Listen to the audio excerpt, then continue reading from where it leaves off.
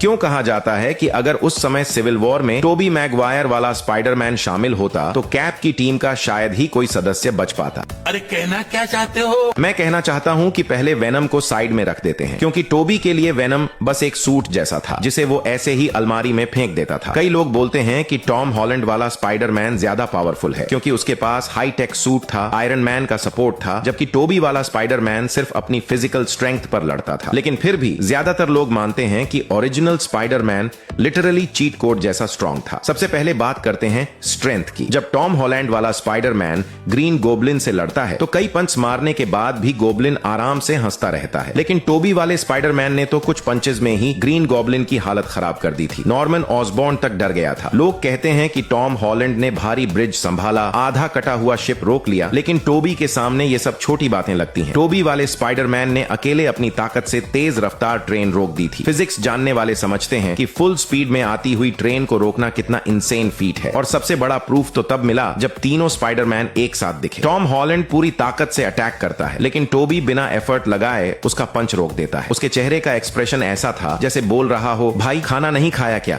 नहीं।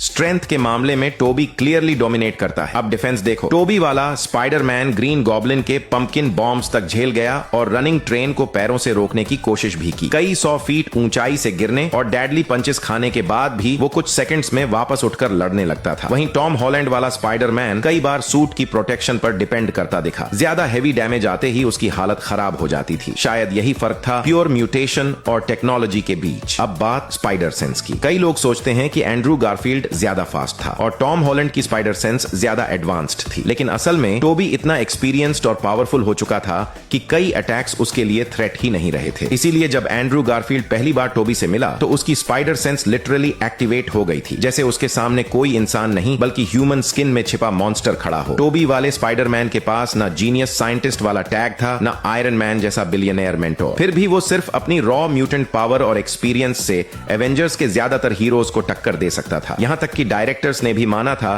कि अगर टोबी वाले स्पाइडरमैन की स्टोरी आगे कंटिन्यू होती तो वो फ्यूचर में वांडा और डॉक्टर स्ट्रेंज जैसे कॉस्मिक लेवल हीरोज के बराबर पहुंच सकता था। You are right, bro.